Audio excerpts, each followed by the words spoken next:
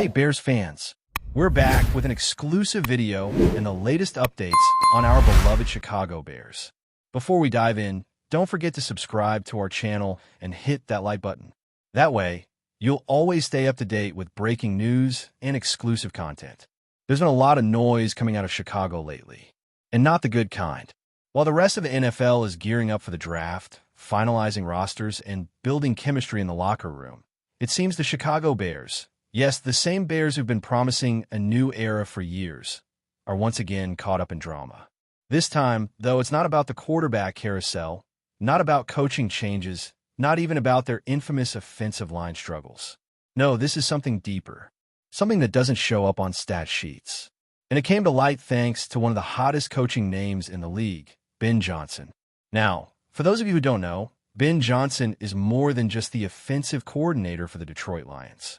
He's one of the brightest minds in the NFL, a guy who had half the league trying to sign him as their next head coach this offseason. A tactician, a leader, and, perhaps more surprisingly, a straight shooter. So when he speaks, especially about other teams, you listen. And Ben didn't hold back this time. In a recent interview, when asked why he turned down the opportunity to coach the Chicago Bears, he didn't give the usual coach speak. He didn't say it just wasn't the right time. He didn't sugarcoat it with a mutual decision line.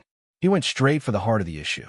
According to Johnson, there's a player in that Bears locker room, unnamed for now, who has, in his words, contaminated the culture. Think about that. Contaminated. That's not a word you throw around lightly in the NFL. That's not just saying someone's a bad apple. That's saying their influence is so toxic, so deeply rooted, that it spreads. It infects. It ruins what you're trying to build. And folks, if Ben Johnson, the guy who turned Jared Goff into a top 10 quarterback again and nearly guided the Lions to the Super Bowl, is staying away from Chicago because of one player, then we need to talk about what's really going on in that locker room. Now, let's take a step back and think about what this means. 4 years now, the Bears have been caught in this weird cycle of rebuilds, promising draft picks, splashy signings, and yet the same result every time: dysfunction. No consistency, no identity. And sure, part of that is coaching. Part of it is ownership. The locker room culture, that's everything in the NFL. You can have all the talent in the world, and the Bears do have talent, but if there's no trust, no unity, no accountability, it all falls apart. We've seen it before. From the Antonio Brown saga in Pittsburgh to the Urban Meyer disaster in Jacksonville.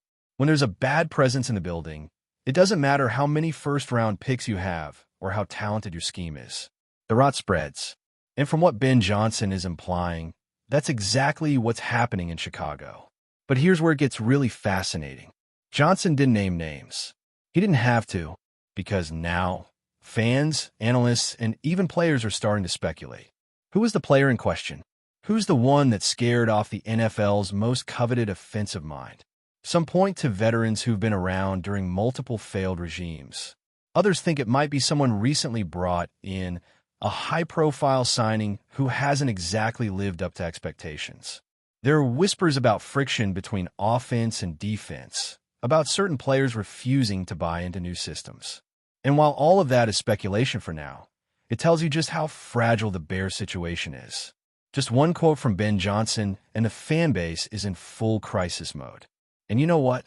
Maybe they should be, because this isn't just about one off-season. This is about the future of the franchise. The Bears are on the brink of making one of the biggest draft decisions in recent memory. Do they go all in on Caleb Williams? Do they build around a generational quarterback talent and try to turn the page once and for all? Or does this toxic presence, this contaminated culture, end up poisoning yet another fresh start? That's the real danger here. We've seen what bad environments do to young quarterbacks. Look no further than Zach Wilson in New York or Baker Mayfield in Cleveland. Talent alone isn't enough. These young guys need structure. They need leaders. They need a healthy locker room. If Ben Johnson didn't even want to step into that situation because of the current state of the Bears culture, then how in the world can we expect a 22-year-old rookie quarterback to thrive in it? Before we continue, don't forget to subscribe to our channel and give this video a like. Your support helps us keep bringing you the latest updates on our Chicago Bears. And don't be shy. Drop your thoughts on the news in the comments below. Let's be real. The Bears were supposed to be better than this by now. They were supposed to have learned from their mistakes. The Matt Nagy era was chaotic, sure, but wasn't that the whole point of starting fresh with Matt Eberflus?